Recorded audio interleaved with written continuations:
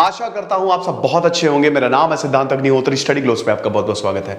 आज दोस्तों हम बात करेंगे उन साइंटिस्ट की जो कि हिंदू धर्म से इन्फ्लुएंस्ड थे। मैं कई बार बता चुका हूं, हिंदुइज्म एक धर्म नहीं है, वो एक सोच है, ये एक फिलॉसफी है। इतने सारे स्क्रिप्चर्स, भागवत गीता अगर आप किसी से भी पूछे कि होली बुक क्या है हिंदुइज्म की, भागवत गीता नहीं, वो उपनिषद का ही पार्ट है भाई। वो उपनिषद के ही, देखिए वेदों से हमने अथॉरिटी ली है, वेदों से, ठीक है ना। ऋग्वेद, यजुर्वेद, सामवेद, अथर्ववेद और उसके बाद उपनिषद भी देखिए वेदों का सिंप्लीफाइड। आओ नीचे बैठो, उपनिषद। अगर हम बात करते हैं दोस्तों, और बहुत कुछ है यहां पे पढ़ने को, मतलब 6 स्कूल्स ऑफ फिलॉसफी, हमारा इतिहास, रामायण महाभारत इतिहास में आते हैं, पुराण, तो आप समझिए इतना वाइड है, ये एक सोच है। इसीलिए हर एक चीज के बारे में, धर्म के बारे में, दुनिया के बारे में, साइंस के बारे में इतना कुछ दिया हुआ है कि अल्टीमेटली सारे के सारे क्वांटम फिजिसिस्ट हिंदू हो जाते हैं। तो आज हम उन फिजिसिस्ट की बात करेंगे, क्वांटम फिजिसिस्ट की बात करेंगे जो हिंदुइज्म से इन्फ्लुएंस्ड थे। Particle nature, wave nature of electron, quantum physics में कई बार बता चुका हूं। क्वांटम फिजिक्स की बात करें दोस्तों तो अभी सब कुछ क्वांटम फिजिक्स से ही संभव है। इलेक्ट्रॉन को प्रोग्राम कर रहे हैं हम, पार्टिकल को प्रोग्राम कर रहे हैं, लेकिन ये देखिए कितने पहले लिख दी गई थी। अब कुछ बोलेंगे कि अरे सर क्या बकवास कर रहे हो भाई, देखो ये मैं कुछ बोल नहीं रहा, सब लिखा हुआ है, आप जाके देख सकते हो। आप 6 स्कूल्स ऑफ फिलॉसफी को देख सकते हो, कनात को आप पढ़ सकते हो, आप आर्यभट्ट को पढ़ सकते हो, हीलियोसेंट्रलिज्म। भाई आर्यभट्ट ने तो, कॉपरनिकस तो बहुत बाद में आए, आर्यभट्ट ने तो आज से 2000 साल पहले ही बोल दिया था कि सूरज के इर्द गिर्द सारे प्लैनेट चक्कर लगाते हैं। भास्कराचार्य को आप पढ़ सकते हो, वराहमीर को पढ़ सकते हो, अब बहुत कुछ है पढ़ने के लिए। भाई भारत उस समय का एंशिएंट वर्ल्ड का अमेरिका था, अमेरिका से भी ऊपर था। आप समझिए कि हमारे Nalanda university, Takshashila university, Vikramshila university, सारे के सारे लोग यहां से पढ़ के जाते थे और अपने घर में प्रचार प्रसार करते थे। अरब से भी यहां से पढ़ के गए, फिर वहां पे उन्होंने इन्वेंट किया और वो फिर यूरोप ने मॉडल लिया। तो एक तरीके से सब कुछ निकला यहां से ही है। बट आज प्रॉब्लम ये है कि हम काफी कुछ भूल भी चुके हैं, हमने काफी कुछ भुला भी दिया है। इन चीजों पे ज्यादा डिस्कशन नहीं होता, जो कि देखिए कट्टरता इज नॉट दी वे। बहुत लोग कट्टरता, एक्सट्रीमिज्म, ये नहीं है। हिंदुइज्म इज वेरी टॉलरेंट, याद रखिएगा। हिंदुइज्म में युद्ध भी है, समझ रहे हो। ऐसा नहीं है कि भाई 10 राजन युद्ध, महाभारत, रामायण, उसमें वॉर भी है। आपको धर्म को प्रोटेक्ट करने के लिए मारना पड़ेगा, लेकिन वो इट इज हाईली टॉलरेंट। भगवान राम जब बात करते हैं धर्म की रक्षा की, तो मारने मरने की बात नहीं करते हैं, वो प्यार की ही बात करते हैं। ये भी चीज समझो। तो चलिए हम पहले साइंटिस्ट की बात करते हैं, एरविन स्क्रॉडिंगर। क्वांटम फिजिक्स इन्होंने ही बनाई 1933 में, 1933 में इनको नोबेल प्राइज मिला था। Quantum physics, Schrodinger equation, H psi equal to E psi। psi जो है वो वेव फंक्शन होता है, यही यह हैमिल्टोनियन होता है, एनर्जी होता है। इसको फिर हम ब्रेक करते हैं kinetic energy plus potential energy में, ठीक है ना, -s²/2m + v, ठीक है, यही होता है ना। मैं थोड़ा भूल भी, यही होता है एक्चुअली। ये मैंने बहुत, देखिए एनर्जी जो होती है ना, that is kinetic energy plus potential energy, ठीक है, इक्वल टू टोटल एनर्जी या मैकेनिकल एनर्जी। तो क्वांटम फिजिक्स में भी H psi equal to E psi होता है, और H को ही हम तोड़ते हैं, ठीक है, काइनेटिक एनर्जी पोटेंशियल एनर्जी में। वेव फंक्शन यहां पे नॉर्मलाइज करके वेव फंक्शन को निकाला जाता है। इलेक्ट्रॉन की जानकारी ली जाती है, इलेक्ट्रॉन के बारे में, इलेक्ट्रॉन के एग्जैक्ट पोजीशन। अभी हम हाइजेनबर्ग के बारे में जानेंगे, अनसर्टेनिटी प्रिंसिपल, कि इलेक्ट्रॉन के एग्जैक्ट पोजीशन आप नहीं निकाल सकते। पोजीशन होगी तो वेलोसिटी अनसर्टेन, वेलोसिटी तो पोजीशन अनसर्टेन, तो ये बहुत ही मुश्किल है। लेकिन उसके बारे में, उसको नॉर्मलाइज करके उसके बारे में हम चीजें तो निकाल ही सकते हैं, ठीक है। प्रोबेबिलिटी फंक्शन की मोस्ट प्रोबेबल इलेक्ट्रॉन यहां पे होगा, उसकी एनर्जी, फ्रीक्वेंसी, सब, मतलब फ्रीक्वेंसी एनर्जी तो एक ही चीज हो गई। इस वेव फंक्शन से आप सब कुछ निकाल सकते हो। तो भाई ये इनको कहां से इंफ्लुएंस हुए? भाई ये हुए थे वेदों से, वेदांत, आपको पता है ना, ये उपनिषद से इंफ्लुएंस हुए थे। अगर हम एरविन स्क्रॉडिंगर की बात करें, एरविन स्क्रॉडिंगर ने, अभी हम इस पे बाद में आएंगे, एरविन स्क्रॉडिंगर की एक कोट बहुत ही फेमस है, ठीक है। Vedanta teaches us that consciousness is singular, all happenings are played out in one universal consciousness and there is no multiplicity of selves। भाई ये तो इतने ज्यादा इन्फ्लुएंस थे, इतने ज्यादा कि हर थ्योरी में ये सीधा वेदांतों की तरफ ही, उपनिषदों की तरफ ही जाते थे। देखिए यहां पे क्या है ना कि quantum physics observe and observer की बात करती है। क्वांटम फिजिक्स कहती है कि डिफरेंट माइंड्स हैं। भाई देखो, अगर मेरा दिमाग अलग है, उसका दिमाग अलग है, दुनिया अलग अलग होनी चाहिए ना, यानी कि there has to be multiple world, लेकिन है तो एक ही दुनिया, है तो एक ही दुनिया ना। ऐसा क्यों है?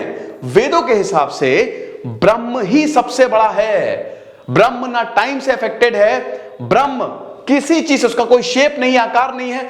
ब्रह्म इज सुप्रीम, एक ही तो कॉन्शियसनेस है, दैट इज ब्रह्म।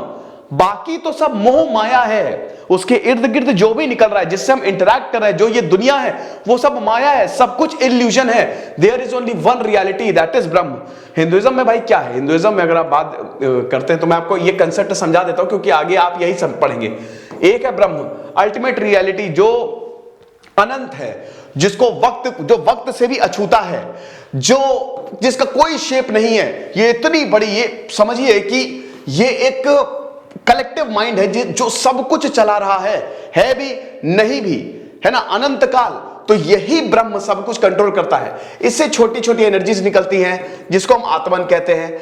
आत्मन जो है वो माया से इंटरैक्ट, हम माया शरीर में घुसती है आत्मन, ठीक है, हमारे अंदर आत्मा है, तो हम माया से इंटरैक्ट करते हैं। अब हमारा गोल यही है कि सीख के, आत्मा सीखती है, रीबर्थ, बर्थ रीबर्थ का साइकिल, आत्मा सीख के वापस मोक्ष की प्राप्ति, ब्रह्म में विलीन हो जाती है। सोल, सुपर सोल का कंसेप्ट। तो यही तो भाई जितने भी क्वांटम फिजिसिस्ट हैं, यही तो लेसन लिया इन्होंने कि भाई एक्चुअली में reality, there is only one consciousness, Brahman. Basically observe and observer is same. Mount Everest को आप कहीं से भी देखो, वो माउंट एवरेस्ट तो सेम ही है ना। आप चाइना से देखो, भारत से देखो, अलग अलग व्यू मिलेगा, लेकिन है तो वो सेम। तो एरविन स्क्रॉडिंगर ने वेदांत से ही, आप समझिए कि यहां पे इन्फ्लुएंस हुई है, और ये इनकी किताब और बहुत हर जगह ये दिखता है।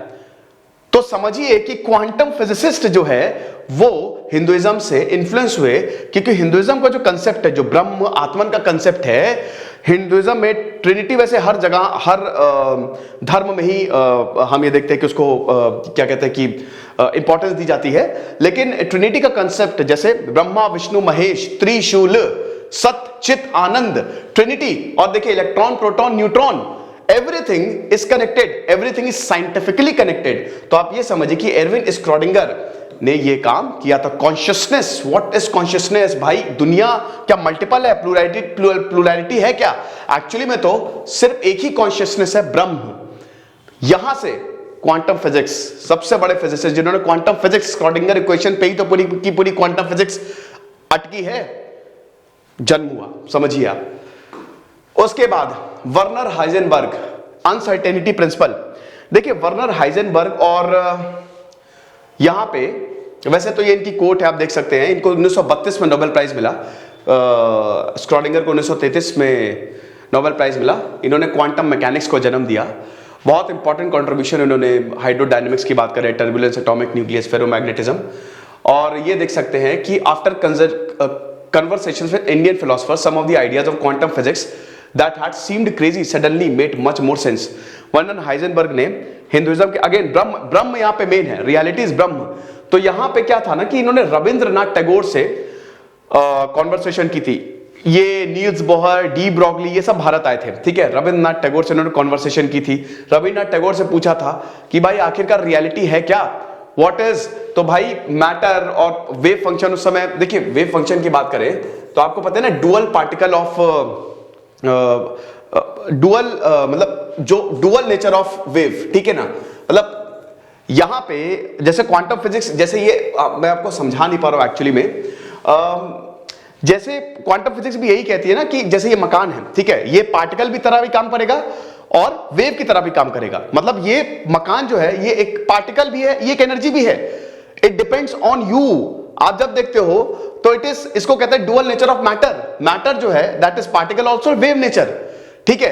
तो lambda equal to h upon m v में, ठीक है, अच्छा छोड़िए, बस आप इतना समझिए कि यहां पे वर्नर हाइजेनबर्ग ने जब रविंद्रनाथ टैगोर से डिस्कशन किया कि बताइए एनर्जी, वेव, पार्टिकल्स के बारे में, तो रविंद्रनाथ टैगोर ने भी उपनिषद के बारे में ही बताया। रविंद्रनाथ टैगोर ने भी ब्रह्म के बारे में ही बताया। और नील्स बोहर भी सेम, नील्स बोहर भी बोलते थे जिन्होंने एटॉमिक मॉडल दिया कि भाई अगर मुझे किसी भी सवाल का जवाब ढूंढना होता है तो मैं वेदों में ही जाता हूं, मैं उपनिषद में ही जाता हूं। तो भाई Heisenberg one of the greatest scientist, ये भी समझिए कि वेदों में ही इनको जवाब मिला। काफी समय से रविन्द्रनाथ टैगोर के टच में थे, उसके बाद फिर ये शांति निकेतन आए, शांति निकेतन से रविन्द्रनाथ टैगोर पे बहुत अच्छी लंबी चौड़ी बात की। रविन्द्रनाथ टैगोर ने बोला है कि भाई ब्राह्मण ही रियलिटी है, ब्राह्मण इज द रियलिटी, वो टाइम से इफेक्ट नहीं होगा, वो किसी चीज से इफेक्ट नहीं होगा, ठीक है, उसको आप तोड़ नहीं सकते, कुछ नहीं, वही उसी से ही मल्टीपल वर्ड्स निकल रहे हैं। ये आइडिया भी वर्नर हाइजेनबर्ग ने लिया। अभी मैं एक स्टोरी बताऊंगा बहुत ही जबरदस्त। अगले रॉबर्ट ओपेनहाइमर, देखिए रॉबर्ट ओपेनहाइमर और मैं वर्नर हाइजेनबर्ग को साथ साथ लेके चलूंगा। ऐसा क्यों, मैं बताता हूं। रॉबर्ट ओपेनहाइमर की बात करें तो भाई इन्होंने एटॉमिक बॉम्ब को डिस्कवर किया, एटॉमिक बॉम्ब को डिस्कवर किया, ठीक है, न्यूक्लियर फिजिसिस्ट रॉबर्ट ओपेनहाइमर 1930 में इन्होंने संस्कृत पढ़ना शुरू किया और इन्होंने पहले संस्कृत सीखी। इन्होंने बोला कि वेदों उपनिषदों को पढ़ने के लिए मुझे संस्कृत सीखनी पड़ेगी।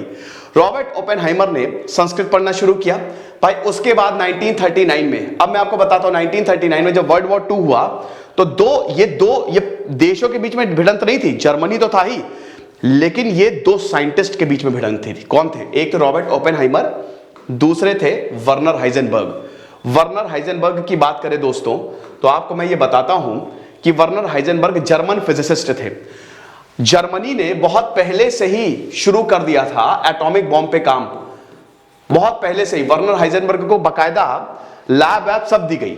अब आप देखिए कि दोनों ही वेदों को फॉलो करते हैं, दोनों ही संस्कृतज्ञ तो खैर वर्नर हाइजेनबर्ग नहीं थे, बट हाँ ओपेनहाइमर थे, लेकिन दोनों ही हिंदुइज्म से इन्फ्लुएंस और दोनों में ही टसल चल रही कि पहले एटॉमिक बॉम्ब कौन बनाएगा। वर्नर हाइजेनबर्ग, यहां तक अमेरिका ने तो यह तक कर दिया था कि अगर मान लो कि जर्मनी पहले एटॉमिक बॉम्ब बना दे तो वर्नर हाइजेनबर्ग को गोली मार दो, ये तक। हालांकि ऐसा हो नहीं पाया था। इसमें जीता कौन? इसमें वर्नर हाइजेनबर्ग और रॉबर्ट ओपेनहाइमर ने बाजी मारी। ओपेनहाइमर, प्रोजेक्ट मैनहट्टन शुरू होता है, बड़े बड़े साइंटिस्टों को लेकर आया जाता है जिसमें रिचर्ड फाइनमैन भी होते हैं। और 1945 जुलाई 1945 में भाई फाइनली हम ये देखते हैं कि America atomic bomb, project Trinity atomic bomb जो है वो डेटोनेट कर लेता है। पता है रॉबर्ट ओपेनहाइमर उस समय गीता का श्लोक पढ़ते हैं। जैसे ही एटॉमिक बॉम्ब का डेटोनेशन होता, बकायदा रिकॉर्डेड है, यूट्यूब पे चेक करिएगा, आप देखिएगा बुक्स में, ये बकायदा ओपेनहाइमर ने बोला है कि मुझे ऐसा लग रहा है कि जब भगवान कृष्ण ने अर्जुन को विराट रूपी दर्शन दिखाए थे, तो आप ये समझिए कि जैसे ही एटॉमिक बॉम्ब का डेटोनेशन होता है तो रॉबर्ट ओपेनहाइमर एक गीता का श्लोक पढ़ते हैं। तो बहुत समय से और यही भागवत गीता के लिए एरविन स्क्रॉडिंगर ने भी यही बात बोली थी कि जीभ पे सबसे मीठी चीज अगर कोई हो सकती है तो वो है भागवत गीता। कुछ इसी तरीका का कोट उनका भी बहुत ज्यादा फेमस है भागवत गीता को लेके, ठीक है। तो रॉबर्ट ओपेनहाइमर जो है भाई बहुत बड़े, संस्कृत ये 1930 से ही इन्होंने पढ़ना शुरू कर दिया था, फ्री एनर्जी के लिए कमाल का काम। मैं बता रहा हूं कि इनको इंस्पिरेशन कहां से मिली। अब ये देखिए हमारे स्क्रिप्चर्स में बहुत पहले से ही है, मुझे पता है बहुत लोगों को ये चीज समझ में नहीं आ रही होगी। साइंस और धर्म, देखिए हमारे यहाँ क्या है ना, हमारे स्टोरी का प्रचलन है। सिंपल सी बात है कि अगर मैं आपको कोई चीज कहानी के तौर पे बताता हूं तो आपको बहुत अच्छे से समझ में आएगी। हमारे अभी इसी तरीके से, ठीक है, साइंस को भी कहानी के माध्यम से, साइंस को भी धर्म के माध्यम से बताने की कोशिश की गई है। लेकिन बात यह है ना कि इंटरप्रिटेशन बहुत गड़बड़ है। Energy neither be created nor be destroyed but simply transfers. Albert Einstein ने बोला था आत्मा अजर है, अमर है, सिर्फ रूप बदलती है। सिंपल, ठीक है। यहां पे आत्मा पे एनर्जी बोल सकते हो। एक और चीज आपको बता दूं कि जब वर्ल्ड वॉर 2 शुरू हुआ था तो भाई Albert Einstein, in fact Albert Einstein भी बहुत तो नहीं लेकिन हाँ कुछ हद तक ये भी इन्फ्लुएंस्ड थे। एल्बर्ट आइंस्टीन जो हैं उन्होंने एक बहुत बड़ी बात, मतलब उन्होंने एक चिट्ठी लिखी थी क्योंकि एटॉमिक बॉम्ब की रेस थी। एल्बर्ट आइंस्टीन भाग गया था क्योंकि जर्मनी, एल्बर्ट आइंस्टीन यहूदी थे, जर्मनी सारे यहूदियों को मार रहा था, तो एल्बर्ट आइंस्टीन भागे। तो उन्होंने चिट्ठी लिख दी थी अमेरिकन प्रेसिडेंट को और यह बता दिया था कि जर्मनी एटॉमिक बॉम्ब बना रहा है और अगर जर्मनी के पास पहले एटॉम बॉम्ब आ जाता तो खेल खत्म हो जाता। तब यहां से फिर प्रोजेक्ट ट्रिनिटी शुरू होता। रॉबर्ट ओपेनहाइमर को इसका हेड बनाया जाता है। उस समय यूरेनियम नहीं था अमेरिका के पास, यूरेनियम नहीं था, तो प्लूटोनियम से इन्होंने काम चलाया, ठीक है। तो ये सब कुछ हुआ। तो Robert Oppenheimer is the next scientist. तो ये जो लॉस एलमॉस लेबोरेटरी थी जहां कोई नहीं आता था, मैनहट्टन प्रोजेक्ट समझिए, responsible for the research and design of an atomic bomb. तो father of atomic bomb is actually Hindu. मतलब मैंने बोला ना कि एक समय पे सारे के सारे क्वांटम फिजिसिस्ट हिंदू हो जाते। तो ये देख सकते हैं, now I am become the death the destroyers of the world. जैसे ही आप समझिए कि डेटोनेट हुआ, these were the quotes. Niels Bohr same, Niels Bohr और वर्नर हाइजेनबर्ग, ये दोनों ही रविन्द्रनाथ टैगोर से इन्होंने मुलाकात की, इस पे प्रॉपर डिस्कशन किया। नील्स बोहर का भी यही बोलना था भाई, नील्स बोहर को तो सभी को पता, हर किसी के एटॉमिक मॉडल जो है, ईंट पर नाच, इलेक्ट्रॉन थॉमसन, प्रोटॉन रदरफोर्ड और न्यूट्रॉन शैडविक, ठीक है ना। तो ये, लेकिन एटॉमिक मॉडल जो है भाई, प्रॉब्लम यही थी ना कि जब यहां पे थ्योरीज ये थी कि जब अगर इलेक्ट्रॉन जो है, इलेक्ट्रॉन ऐसे लगातार अगर न्यूक्लियस के इर्द गिर्द घूमेगा, क्योंकि ये एटॉमिक मॉडल होता है, ये न्यूक्लियस है, ठीक है, इलेक्ट्रॉन ऐसे ऑर्बिट करता है, न्यूक्लियस के अंदर न्यूट्रॉन प्रोटॉन होते हैं, प्रोटॉन फर्दर क्वार्क्स में डिवाइडेड है, न्यूट्रॉन क्वार्क्स में डिवाइडेड है, ठीक है। एक और चीज बताऊंगा अभी इसमें। तो अब ये इलेक्ट्रॉन अगर इसके ऐसे कर रहा है तो एक दिन तो कोलैप्स हो जाएगा, अंदर चला जाएगा, क्योंकि अगर लगातार न्यूक्लियर फोर्स लग रही है तो फिर ये यहां पे बोर नहीं बोला था ना कि जितनी एनर्जी वो लेता है उतनी वापस दे देता, मतलब इट एक्चुअली इज बैलेंस्ड, ठीक है, ट्रांजिशन होता है। ज्यादा इसमें डीप में नहीं जाऊंगा, केमिस्ट्री और फिजिक्स कुछ ज्यादा ही हो जाएगी फिर।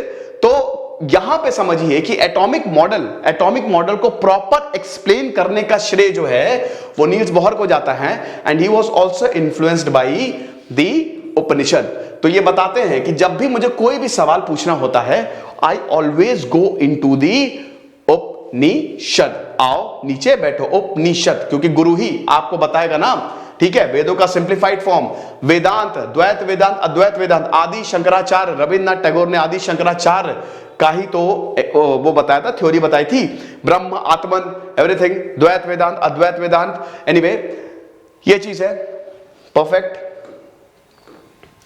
कार्ल सेगन एक बहुत बड़े साइंटिस्ट है, आपको पता ही है। कार्ल सेगन भी, he is also known, he is the astronomer, ठीक है, एस्ट्रोनॉमर ऑफ द पीपल, क्योंकि लोगों को ये बहुत टीवी शोज में ऐसे घूमते थे और लोगों को बहुत ही सिंप्लीफाइड फॉर्म में ये एस्ट्रोनॉमी बताते थे, ठीक है। He was the American astronomer, astrophysicist.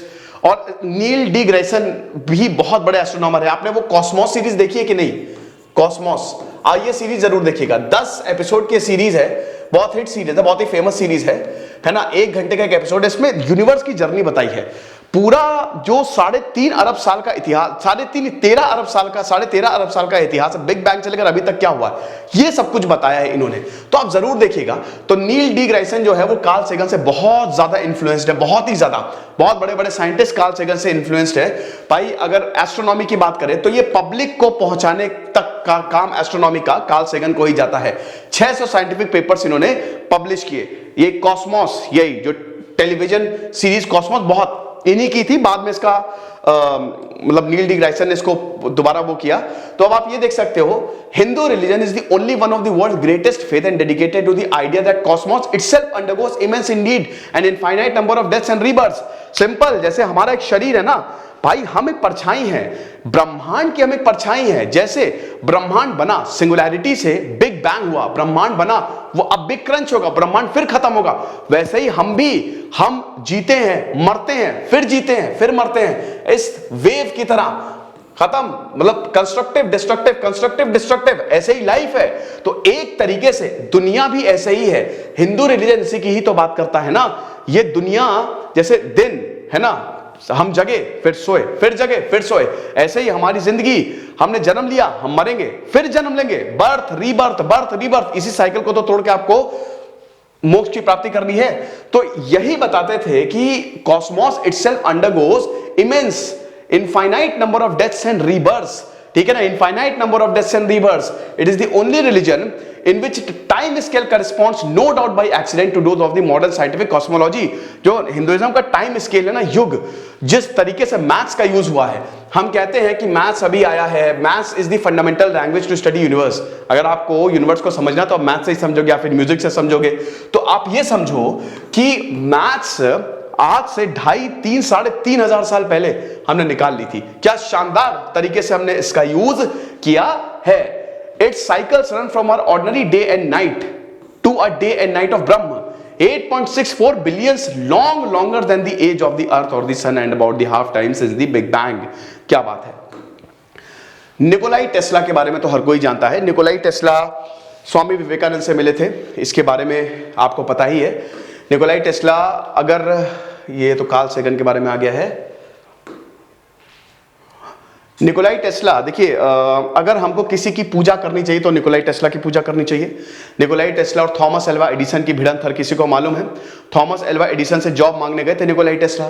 Thomas Alva Edison का डीसी करंट था, ठीक है। निकोलाई टेस्ला का अल्टरनेटिंग करंट, आज पूरी दुनिया में एसी यूज हो रहा है। अल्टरनेटिंग करंट जो बिजली आ रही है ना, एसी, डीसी आपके इलेक्ट्रॉनिक्स में यूज होता है।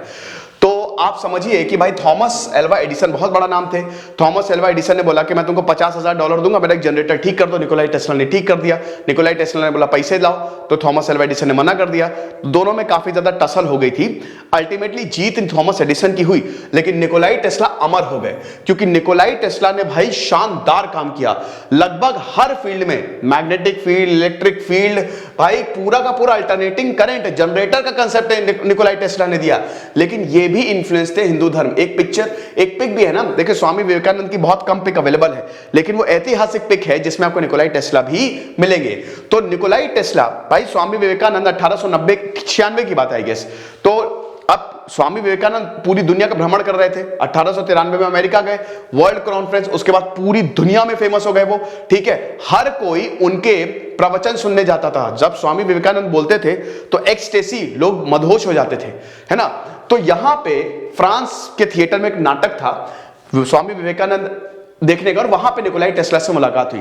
अब Nikola Tesla was very much influenced by Swami Vivekananda. Nikola Tesla को लगता था कि भाई साइंस में मेरी पूरी पकड़, लेकिन जब वो स्वामी विवेकानंद से मिले, उन्होंने एनर्जी, मैटर, दोनों में क्या रिलेशन है, फ्री एनर्जी के बारे में, इलेक्ट्रिसिटी के बारे में, लगभग हर कंसेप्ट के बारे में स्वामी विवेकानंद से बात की। और अगेन स्वामी विवेकानंद ने उपनिषदों का कंसेप्ट बताया, ठीक है, वही ब्रह्म आत्मन।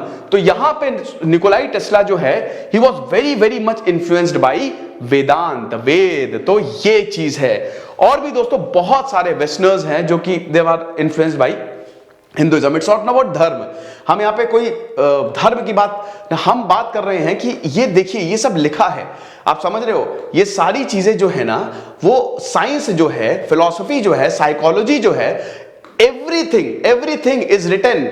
अब आप समझिए कि जब नालंदा यूनिवर्सिटी को जलाया तो कितने तो मैन्युस्क्रिप्ट जल के राख हो गए। अभी भी संस्कृत के इतने सारे मैन्युस्क्रिप्ट जो पड़े हुए हैं, 1 लाख से ज्यादा किताबें जल के, खजाना जल के राख हो गया। कहने का मतलब यह है कि यहां पे जो सच्चाई है, जो साइंस है, जो हिस्ट्री है, वो बताता है आपको। So it's basically a philosophy, it's a thinking. तो जो सोच होती है ना, वो कभी मरती ही नहीं है। इसीलिए हर कोई आएगा जाएगा, बट हिंदुइज्म रहेगा, क्योंकि वो यूनिवर्स के बारे में बताता है, वो ब्रह्मांड के बारे में बताता है। ऐसे बहुत सारे रिलीजन जो है जो ब्रह्मांड के बारे में बताते हैं, ठीक है। आपको और एक और 2-3 और चीज बता दूं कि ऐसे बुद्धिज्म में भी आपको यही मिलेगा, ठीक है। इस्लाम में भी आपको कई जगह ये मिलेगा, क्रिश्चियनिटी में भी आपको ये जगह मिलेगा। But Hinduism is very broad, बहुत ज्यादा ब्रॉड है, ठीक है, क्योंकि उसमें इतिहास आ जाता है, पुराण आ जाता है, वेदों से तो हम अथॉरिटी लेते ही है, उपनिषद आ जाता है, 6 स्कूल्स ऑफ फिलॉसफी आ जाती है, सब कुछ यू विल फाइंड हियर, ठीक है। तो आई होप ये लेक्चर आपको पसंद आया होगा। बस जाते जाते ये बता दो कि भाई हमारी सुपर सेल जो है वो लाइव है। हिस्ट्री, इकोनॉमी, गवर्नेंस के हमने जो कोर्सेज है वो लॉन्च किए हैं। आपको ये coupon code new year 2022 coupon code use करना है। सारे कोर्सेज पे आपको एक्स्ट्रा 25% ऑफ मिलेगा। बता दूं कि 2 दिन में हमारी सेल जो है वो खत्म हो रही है। 1 जनवरी से प्राइस हाइक होंगे। तो अगर आपको कोई भी डाउट हो तो आप इन नंबर्स पे कॉल कर सकते हैं, नहीं तो आप इस पे व्हाट्सएप कर दीजिए, आपको सारे सवालों के जवाब मिल जाएंगे। आप जरूर डाउनलोड करिएगा। खुश रहिए, पढ़ते रहिए। दिस इज सिद्धांत अग्निहोत्री साइनिंग ऑफ।